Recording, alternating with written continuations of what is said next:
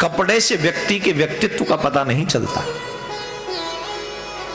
कपड़े से क्या, कपड़ा तो कोई भी पहन लेगा। व्यक्ति के व्यक्तित्व का उसके कर्म से, उसके व्यवहार से, उसकी वाणी से पता चलता है। अगर जानना है तो उसके सानिध्य में रहकर देखो, तब पता चलेगा कि उसका व्यवहार कैसा है, वो व्यक्ति कैसा है। कपड़े से क्या है।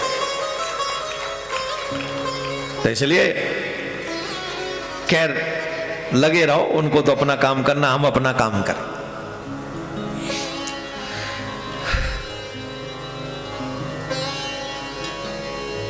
आत्मदेव से बेटे ने कहा कि भगवान का भजन करो, और आत्मदेव ने अपने बेटे की बात मान ली और गढ़ छोड़कर चले गए भगवान का भजन करने के लिए। मैं आप सबसे एक ही आग्रह कर रहा हूं, अगर इन 7 दिनों में एक आध बात भी अच्छी कहूं तो अपना बेटा समझ के ही मान लेना, और गारंटी से कह रहा हूं एक आध बात तो अच्छी कह ही दूंगा 7 दिन में। इतना भी बुरा इंसान नहीं हूं कि एक भी बात न कह पाऊं 7 दिन में अच्छी। एक आध तो कही दो, आप लोग ज्यादा अच्छे हैं मालूम है मुझे, लेकिन मैं भी इतना बुरा नहीं हूं। एक आध बात तो सच्ची अच्छी कही दूंगा, बस आप उसी को कैच कर लेना और वही आपका कल्याण कर देगी। एक और बात, ज्ञानी पुरुष की आयु नहीं देखनी चाहिए। जहां से ज्ञान मिले उसकी आयु नहीं देखनी चाहिए। जब ज्ञान मिले तो जहां से ज्ञान मिला है उसे गुरु स्वरूप समझकर उस ज्ञान को स्वीकार करो, अपने कल्याण के लिए उसको यूज करो। आत्मदेव ने अपने बेटे से, पुत्र से सुना तो अपने पुत्र की बात को मानकर घर छोड़ दिया, और घर छोड़कर अपना कल्याण कर लिया, भजन करने में लग गए। अब धुंधकारी ने देखा कि पिताजी चले ही गए, आत्मदेव चले ही गए, तो वो और बिगड़ गया, गलत रास्ते पे चल गया। मद्यपान करने लगा, जुआ खेलने लगा, वेश्यागमन करने लगा। बच्चे लोग ध्यान दें, इसको फ्रीडम नहीं कहते। किसको? मेरा मन करेगा मैं नशा करूंगा, मेरा मन करेगा मैं जुआ खेलूंगा, मेरा मन करेगा मैं ड्रग्स लूंगा, मेरा मन करेगा मैं ये कर, ऐसे इसको फ्रीडम नहीं कहते। ये तो पापमय रास्ता है। धुंधकारी ने वही रास्ता अपनाया। देखो सुनो, गौकर्ण जी को देखा और आप धुंधकारी को देखो। अब बताइए प्रत्येक माँ बाप को कैसा बेटा चाहिए? गौकर्ण जी जैसा कि धुंधकारी जैसा? जोर से बोलो, हमें कैसा बेटा बनना चाहिए? कम से कम अच्छे मार्ग पर चलने वाला, नशा से दूर रहने वाला, बुराइयों से दूर रहने वाला बेटा बनना चाहिए हमको। हम बन सकते हैं, लेकिन उसके लिए दिल बड़ा चाहिए, हिम्मत बड़ी चाहिए। एक और बात बता दूं, बुरा बनना आसान है, अच्छा बनना बहुत मुश्किल। पूरा जीवन लगता है बुरा बनने में, अच्छा बनने में। बुरा बनने में 1 सेकंड, अच्छा बनने में पूरा जीवन लगता है। इसीलिए लोग बुराई के रास्ते पे जल्दी निकल जाते हैं, अच्छा नहीं बन पाते। अच्छा बनना कठिन है, बहुत कठिन है। एक दिन धुंधकारी ने अपनी मां से कहा मुझे धन दो, वैश्याओं के पास जाना था, धन दो। बोले अब तेरे धन नहीं बचा मेरे पास, समाप्त हो गया, सब समाप्त हो गया। उस धुंधकारी ने अपनी मां को पीटा।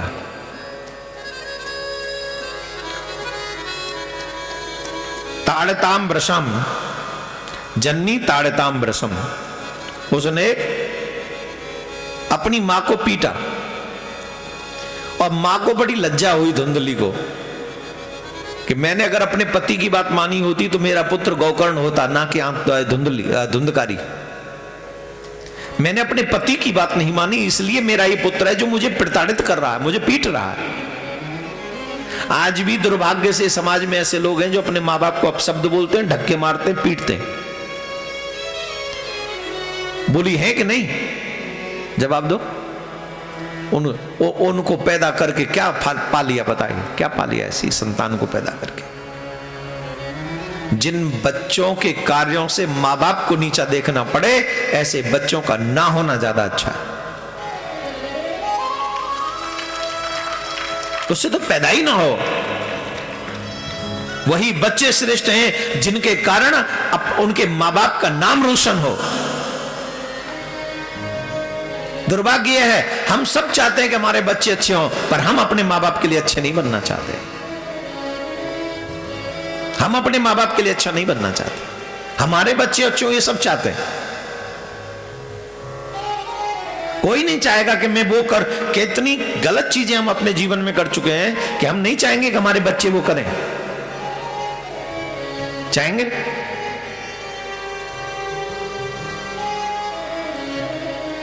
तो इसलिए हमें भी वो नहीं करना चाहिए जो हम अपने बच्चों से नहीं चाहते।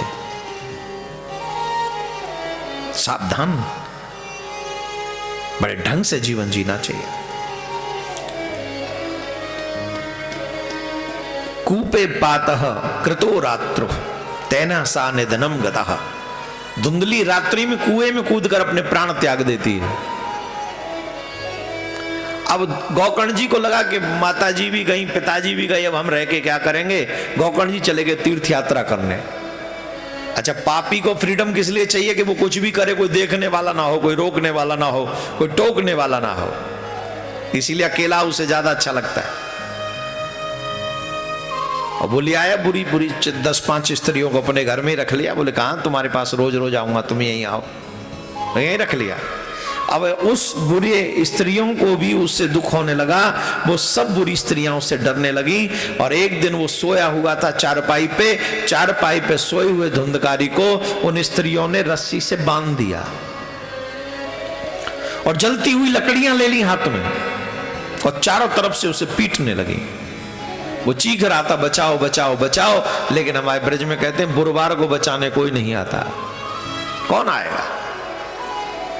आपने अगर जीवन में किसी की हेल्प नहीं की तो आपको भी कोई हेल्प नहीं मिलेगी। याद रखो,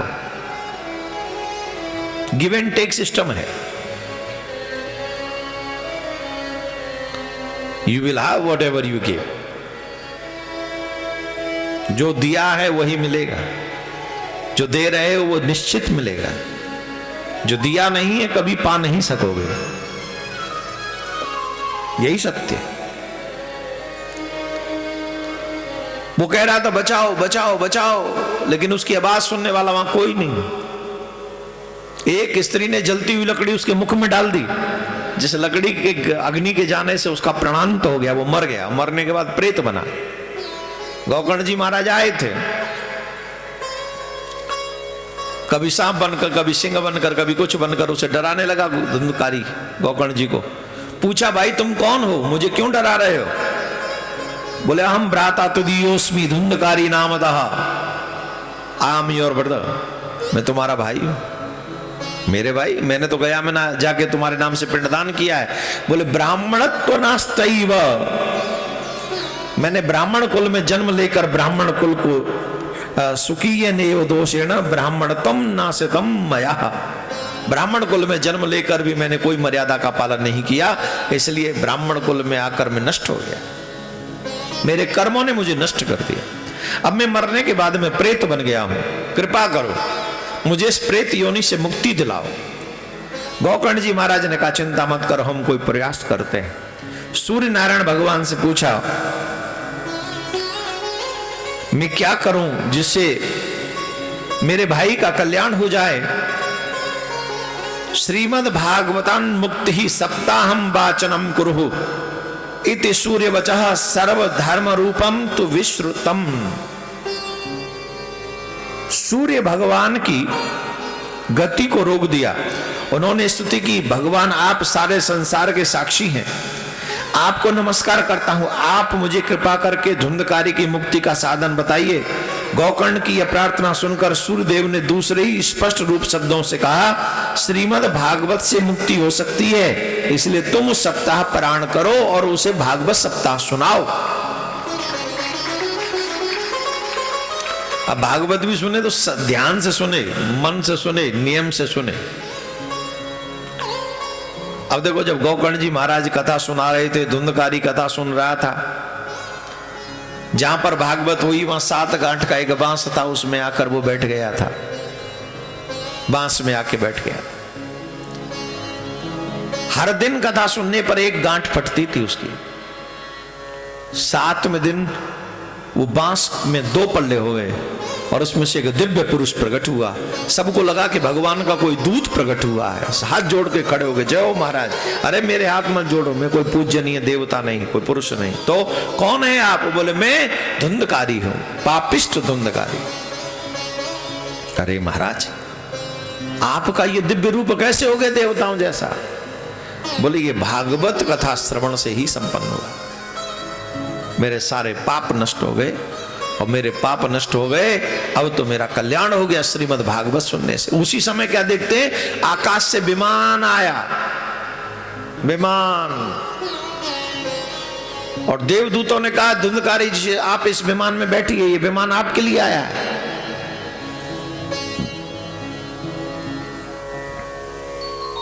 गोकर्ण जी ने पूछा कथा तो सबने सुनी है, यहां पर कथा तो सबने सुनी है, फिर विमान अकेले इनके लिए क्यों? ध्यान से सुनना, कथा तो वहां सबने सुनी थी ना, फिर अकेले धुंधकारी के लिए विमान क्यों आया? मेरा निवेदन है 10 मिनट और बैठ जाएं, सिर्फ 10 मिनट और बैठिए। कल से हम कथा का समय, आज थोड़ा विलंब हो गया ना, आज पहला दिन है, इसलिए कल से हम पूर्णतः ध्यान रखेंगे समय का। 12 साढ़े 12 बजे हमारे संगीतज्ञ बैठ जाएंगे और हम कथा को ऑन टाइम प्रारंभ करेंगे। और आप 4 बजे, अभी वैसे 4 बजे के 7 ही मिनट तो हुए, बड़े पाबंद लगते हैं यहाँ के लोग, 1-2 मिनट भी एक्स्ट्रा नहीं देना चाहते। बोल तुमने लेट शुरू की, हमारा दोष नहीं, हम तो टाइम पे जाएंगे।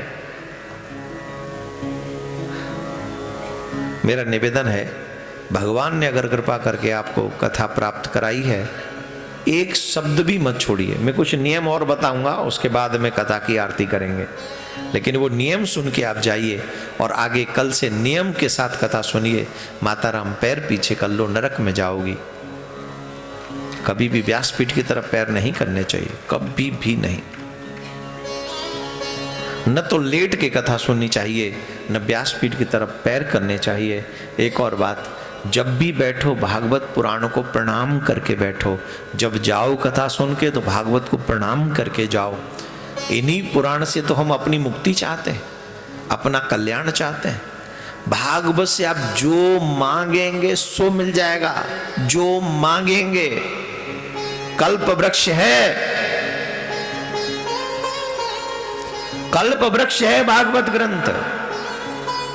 7 दिन, मात्र 7 दिन, आज पहला दिन निकल रहा है, 6 दिन और बचे हैं। आप मन से कर कथा सुनते हैं, आप जो मांगेंगे आपको दे दे भागवत। और जिन्हें कुछ नहीं चाहिए उनको मुक्ति प्रदान करता है भागवत ग्रंथ, मुक्ति। तो हम बताते हैं, बोले कथा तो सबने सुनी, विमान अकेले धुंधकारी के लिए क्यों? तो बताया महाराज, जिसने जिस भाव को लेकर कथा सुनी है उसका वही भाव पूरा हुआ है। भाई किसी को पुत्र चाहिए, किसी को धन चाहिए, किसी को यश चाहिए, किसी को वैभव चाहिए, किसी को अन्य सिद्धि चाहिए, पर धुंधकारी को मुक्ति के सिवा कुछ नहीं चाहिए था, इसलिए इसकी मुक्ति हो गई। बोलो राधे राधे। जोर से बोलना पड़ेगा। कहने का अभिप्राय है, जिस भाव से आप कथा सुनेंगे आपकी वही भावना पूरी हो जाएगी। धुंधकारी को विमान में लेकर चले गए देवदूत। आहा, कितनी धन्य है। धन्यम भागवती ही वार्ता प्रेत पीड़ा विनाशनिम। ये भागवत ग्रंथ कितना धन्य है, जिसने प्रेत का भी कल्याण कर दिया। बोलो राधे राधे। जोर से बोलना पड़ेगा, ऐसे नहीं, और जोर से। प्रेत का कल्याण करने वाली भागवत क्या हमारा कल्याण नहीं करेगी? करेगी कि नहीं? कब? कुछ नियमों के साथ अगर हम भी सुन लें कथा। पहला नियम, कथा होगी 12 बजे से। कितने बजे से? हाँ, 12 बजे से 4 बजे तक का कथा का समय है। 12 बजे हमारे संगीतज्ञ आ जाएंगे, 12:30 पौने 1 बजे हम बैठ जाएंगे, और जब तक आप कहेंगे तब तक कथा कहते रहेंगे। तो आप तुरंत आकर बैठ जाएं समय पे। 12 से 4 का समय आप हमें दीजिए, 4 घंटे। पहला नियम सुन लीजिए, क्या क्या नियम है। पहला नियम है, ए बेटा, बच्चों बेटा बैठ जाओ 2 मिनट बैठ जाओ सब।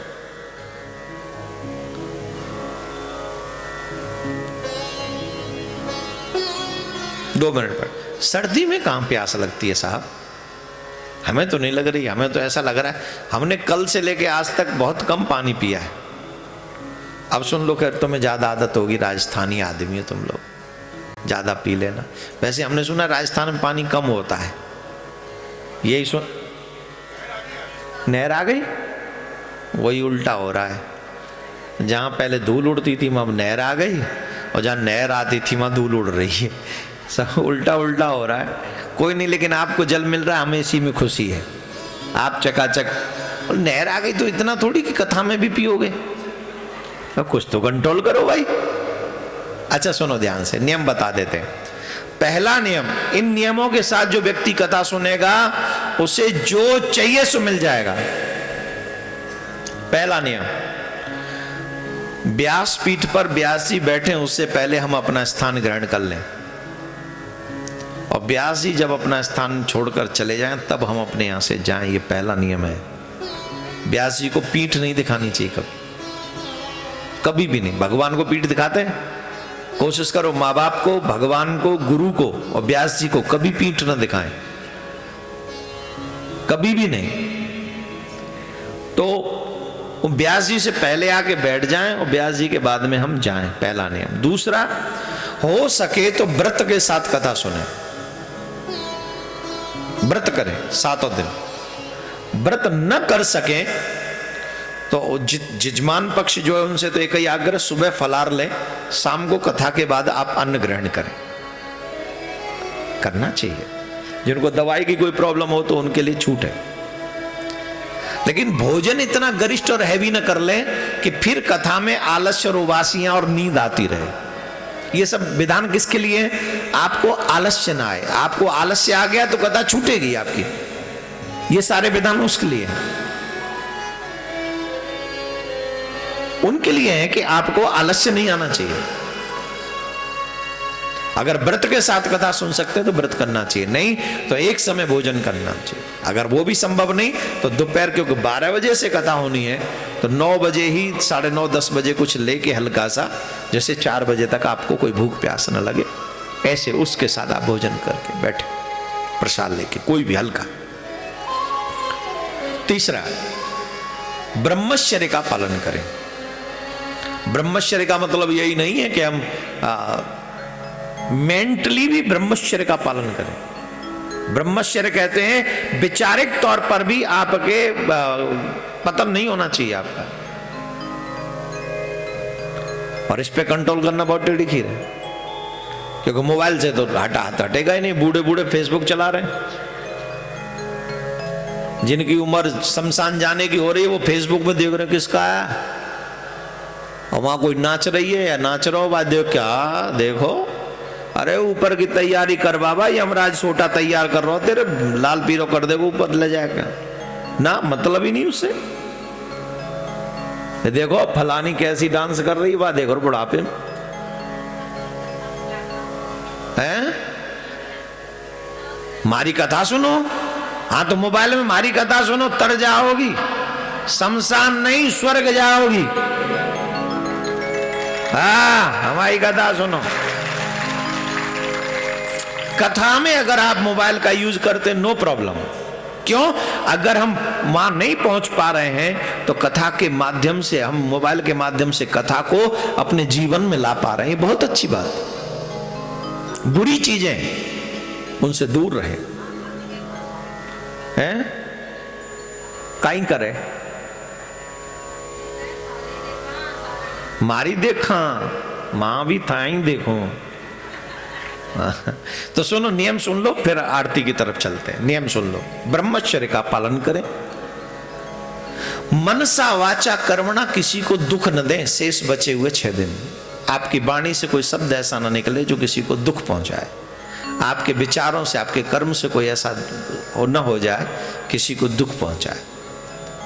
इन नियमों के साथ अगर आप भागवत कथा सुनते हैं, इसमें कोई संशय नहीं, आप जो चाहेंगे वही आपको प्राप्त हो जाएगा।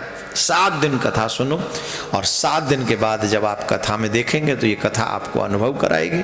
आप जो भी भगवान से मांगेंगे वो अवश्य प्राप्त होगा। बोलो भागवत महापुराण की।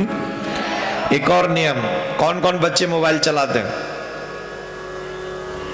सब चलावे? आप लोग चला रहे हैं सब? मेरा निवेदन है, ये कथा भी लाइव चल रही है, अपना मोबाइल निकालो, निकालो सब। और ये कथा जो हमारी ये चैनल पे लाइव चल रही है, उस कथा को अपने सारे ग्रुप्स में, जो यहाँ राजस्थान के जितने भी ग्रुप्स हैं सनातनी, उन सभी ग्रुप्स में आप लोग डाल दीजिए, शेयर कर दीजिए और बता दीजिए कि 12 बजे से 4 बजे तक अकेले नहीं, अपने बच्चों के साथ आप यहाँ पर आइए, अपने परिवारीजनों के साथ, अपने बच्चों के साथ जब आप यहाँ कथा सुनने आएंगे तो जो संस्कार की सीढ़ी हमारे घरों में से इस समय टूट रही है, जो संस्कारों की चेन हमारे घर से विदा हो रही है, इस कथा के माध्यम से हम ये प्रयास करेंगे कि वो संस्कारों की चेन आपके घरों में पुनः प्राप्त हो सके और पुनः उनको प्राप्त हो। तो इसलिए अभी देखो कई लोग तो लग गए, सबने शेयर किया है, आप सब ज्यादा ज्यादा शेयर करें और जो यहाँ के लोकल लोग हैं कम से कम 10-20 लोगों को इन्फॉर्म करें कि कथा यहाँ पर प्रारंभ हो गई है। एक भजन हमारे संगीतज्ञ जो बहुत प्रयास करके यहाँ पर पहुंचे हैं, बड़ा मतलब पूछिए नहीं, बहुत प्रयास कर रहे हैं, तो एक भजन वो सुनाएंगे आपको, इसके बाद आरती करेंगे और आरती के बाद फिर आप जा सकेंगे। बहुत सुंदर भजन आप हमारे संगीतज्ञों के साथ। एक बार पुनः विनोद जी को साधुवाद, श्री डॉक्टर विनोद टीबड़ेवाल जी को, जो कि JJT विश्वविद्यालय में यहाँ पर श्रीमद् भागवत कथा हो रही है चुड़ैला। तो विद्यानगरी बहुत श्रेष्ठ है, हम तो प्रार्थना करेंगे कुछ ऐसा ही हो जाए। आइए भजन सुनेंगे हमारे ब्रज से पधारे हुए संगीतज्ञों से, फिर उसके बाद आरती करेंगे और आरती के बिना कोई न जाया करे। बोलो राधे राधे। मिलेगा सावरिया बजेगी बांसुरिया,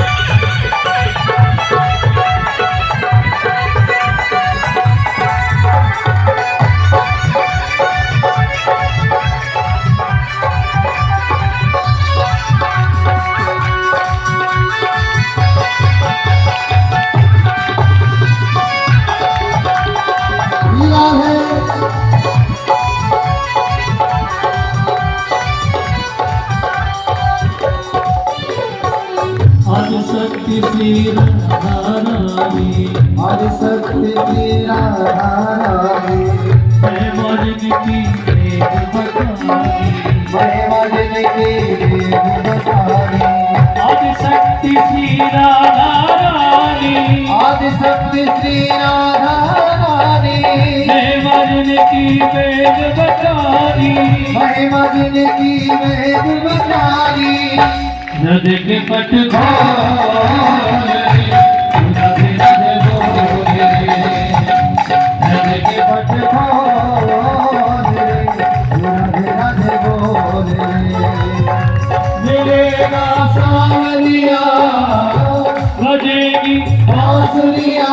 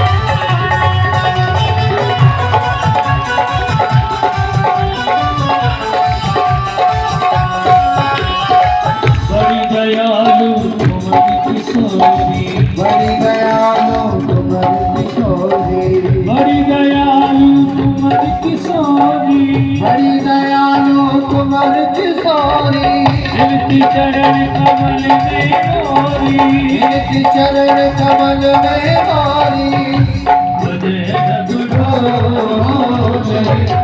राधे राधे बोले मुझे रघुरोले राधे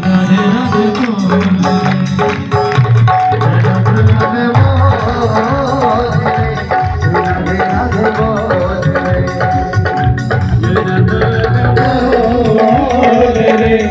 राधे राधे बोले मिलेगा सावरिया बजेगी बांसुरिया